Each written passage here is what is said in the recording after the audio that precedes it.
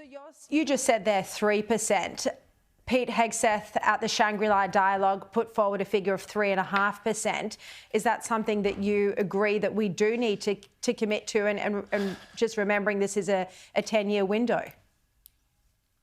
Well, of course, 3 is a lot closer to 3.5 than 2 is. And the real problem we've got at the moment is we're just way short of the mark, Sharri. There's no question about that for what we need to do. And as I say, the government's own plan is not properly funded. So, I mean, it's there and very clear that there needs to be significant additional funding. And it's because we are facing this uncertain time. And the places that need the investment are pretty clear.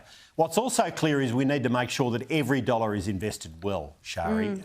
And I don't think all of the money invested in defence historically has been invested as well as it needs to be. And that's got to be a part of the focus as well. I mean, we've seen war played out in real time, Russia, Ukraine, as well in Iran. And we don't have the sort of anywhere near the sort of military equipment that is being used routinely.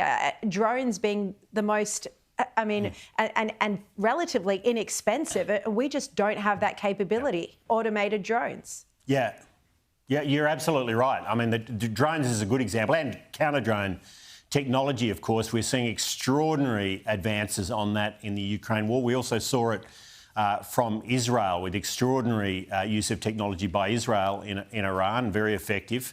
And we've got to learn from this. We've got to move much faster. We've got to be way more agile. We've got to focus on delivery, not just rhetoric. And we've got to make sure that we are ultimately in control of our own sovereignty. Sharri, alliances are incredibly important. They are unbelievably important, but you get good alliances because you're focused on your own sovereignty, and that means we've got to manufacture our own missiles, for instance. So this is incredibly important at a time like now, and it needs to be a sharp focus for the government, and it isn't, sadly. Do you think Albanese is trashing our alliance with the United States? Well, I think it's in real trouble. I mean, it's clear this review of AUKUS is proceeding at a time when we haven't even managed to get a meeting between the Prime Minister and the President. He seems more willing to get a meeting with the President of China than the President of the United States, and yet this is our key strategic ally, the United States, of course. So, look, the Prime Minister needs to get his gear together, needs to get focused on the right things here, and most importantly, needs to get a meeting with the President and needs to get defence spending up. Indeed. And in fact, you know, Albanese could have a 4th meeting with Chinese President Xi Jinping before he even has his first one with Trump, who won the election in November nearly 8 months ago. It's extraordinary.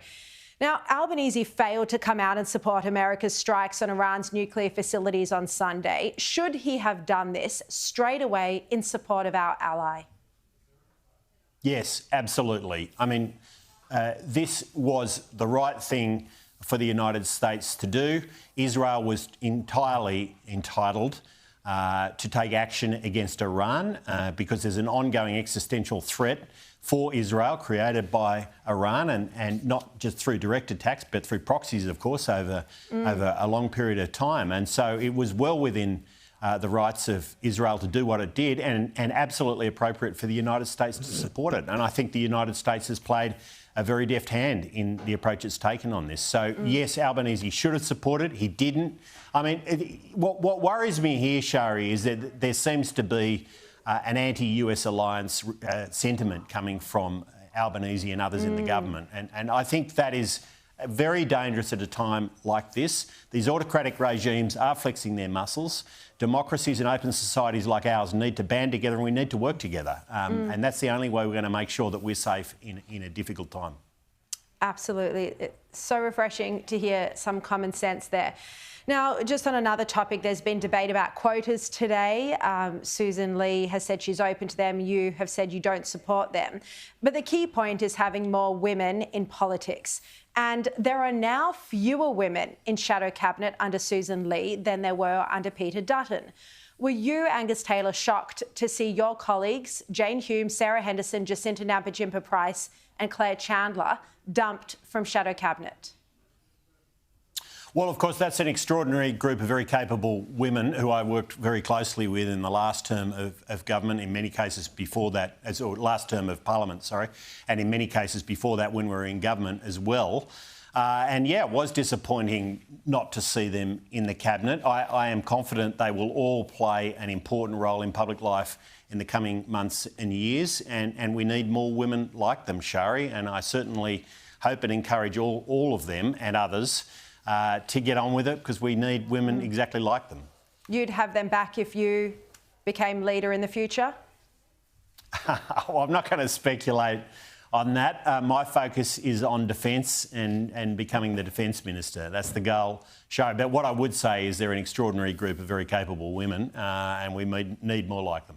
Indeed. All right. Angus Taylor, really appreciate your time tonight. Thank you so much.